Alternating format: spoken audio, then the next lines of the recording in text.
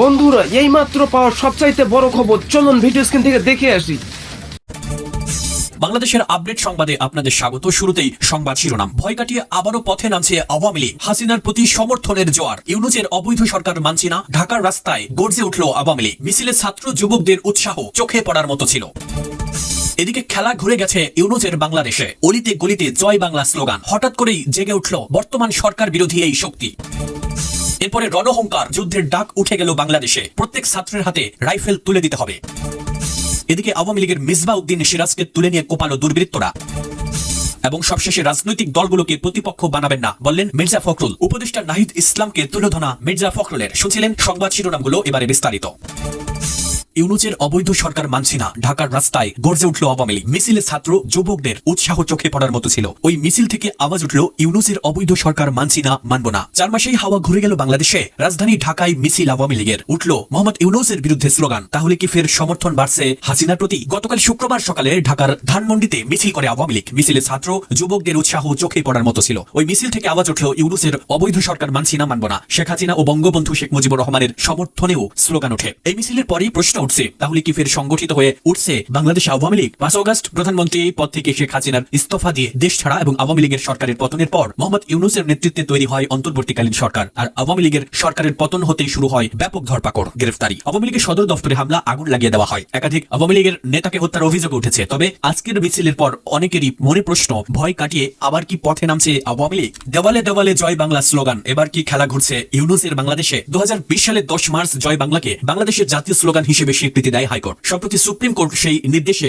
স্থগিতাদেশ দিয়েছে। তারপরও অলিগলি ভরে গিয়েছে স্লোগানে। মোহাম্মদ ইউনূস নেতৃত্বাধীন সরকার জয় বাংলা স্লোগান নিষিদ্ধ করার দাবিতে সরব হয়েছিল। বঙ্গবন্ধু শেখ মুজিবুর রহমানের সেই স্লোগান যাতে বাংলাদেশের জাতীয় স্লোগান হিসেবে আর না থাকে, সে আর্জি জানিয়েছে সরকার। আর্জিতে মান্যতা দিয়েছে বাংলাদেশের সুপ্রিম কোর্টও। কিন্তু তাতে কি আর ঠেকানো যায়? শহর থেকে গ্রাম অলিগলি ভরে যাচ্ছে সেই স্লোগানে। 2020 সালে জয় বাংলাকে বাংলাদেশের জাতীয় স্লোগান হিসাবে ঘোষণা করে বাংলাদেশের হাইকোর্ট সম্প্রতি হাইকোর্টের রায়কে চ্যালেঞ্জ করে মোহাম্মদ ইউনূসের তত্ত্বাবধানে থাকা অন্তর্বর্তী সরকার সুপ্রিম কোর্টে আবেদন করে। সেই আবেদনের প্রেক্ষিতে গত মঙ্গলবার বাংলাদেশের শীর্ষ আদালতের প্রধান বিচারপতি সৈয়দ রেফাত আহমেদের বেঞ্চ এই রায় দেয়। 2020 সালের হাইকোর্টের রায়ের উপর স্থগিতাদেশ দেয় প্রধান বিচারপতির বেঞ্চ। এদিকে যে জয় বাংলা স্লোগানে মুছে ফেলার ডাক দিয়েছে ইউনূস সরকার, বাংলাদেশের অলিগলি এখন সেয়ে গিয়েছে সেই জয় বাংলা লেখা পোস্টারে। স্লোগানে ভরে গিয়েছে বাংলাদেশের পাবনা শহরের জজ কোর্ট, প্রশাসনিক কার্যালয়, পুরসভা, জেলা পরিষদ, দুর্জয় বাংলা, এডওয়ার্ড কলেজ, পাবনা জেলা স্কুল সহ পাবনা শহরের বিভিন্ন প্রতিষ্ঠানের দেওয়াল। প্রায় সর্বত্রই এই পোস্টার বা দেওয়াল লিখন দেখা যাচ্ছে। স্বাভাবিকভাবেই প্রশ্ন উঠতে শুরু করেছে, হঠাৎ করেই কি জেগে উঠেছে বর্তমান সরকার বিরোধী শক্তি? প্রাধান্য পাচ্ছে আওয়ামী লীগ, চলছে জোর চর্চা। এদিকে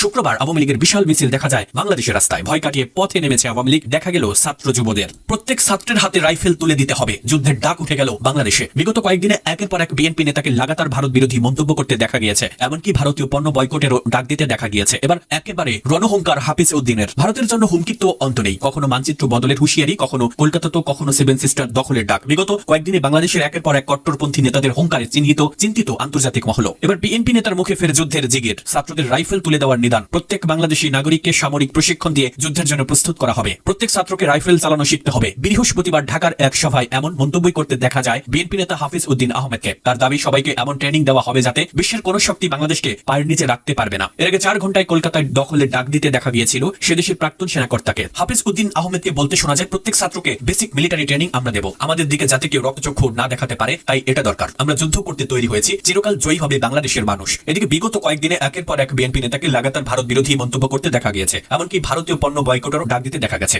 আওয়ামী লীগের মিসবাহ উদ্দিন সিরাজকে তুলে নিয়ে কোপালো দুর্বৃত্তরা। সিলেটে আওয়ামী লীগের সাবেক কেন্দ্রীয় সাংগঠনিক সম্পাদক অ্যাডভোকেট মিসবাহ উদ্দিন সিরাজকে অপহরণ করে নিয়ে কুপিয়েছে দুর্বৃত্তরা। গুরুতর আহত অবস্থায় তাকে উদ্ধার করা হয়েছে। তিনি নগরীর একটি প্রাইভেট হাসপাতালে চিকিৎসা নিয়েছেন। সংশ্লিষ্ট একাধিক সূত্র এ তথ্য নিশ্চিত করে ঢাকা টাইমসকে জানিয়েছে, বৃহস্পতিবার মধ্যরাত 12টার দিকে নগরীর সুবিধাবাজার এলাকায় তিনি অপহৃত হন এবং রাত 3:30টার দিকে তাকে রক্তাক্ত অবস্থায় সাগর দিঘির পাড় এলাকা থেকে উদ্ধার করা হয়। জানা গেছে, অপহৃত হওয়ার আগেই মিসবাহ উদ্দিন সিরাজ সিএনজি অটোরিকশা করে সুবিধাবাজার এলাকায় একটি বাসায় যাচ্ছিলেন। পথে কয়েকটি মোটরসাইকেল আরোহী যুবক তার অটোরিকশার গতিরোধ করে। এ সময় অস্ত্রের মুখে অন্য একটি অটোরিকশায় তুলে নিয়ে যায়। রাত 3:30টায় সাগর দিঘির পাড় এলাকায় তাকে রক্তাক্ত অবস্থায় পাওয়া যায়। সেখান থেকে তাকে উদ্ধার করে রাগিব রাবিয়া হাসপাতালে একটি অ্যাম্বুলেন্সে করে নগরীর সুবাহান ঘাটস্থ একটি প্রাইভেট হাসপাতালে ভর্তি করা হয়। সেই হাসপাতালে রাতেই তার শরীরে অস্ত্রোপচার হয়। শুক্রবার সকাল 10টার দিকে তিনি ওই হাসপাতাল থেকে ছাড়া পান এবং একটি অ্যাম্বুলেন্সে করে তাকে নিয়ে যাওয়া হয়।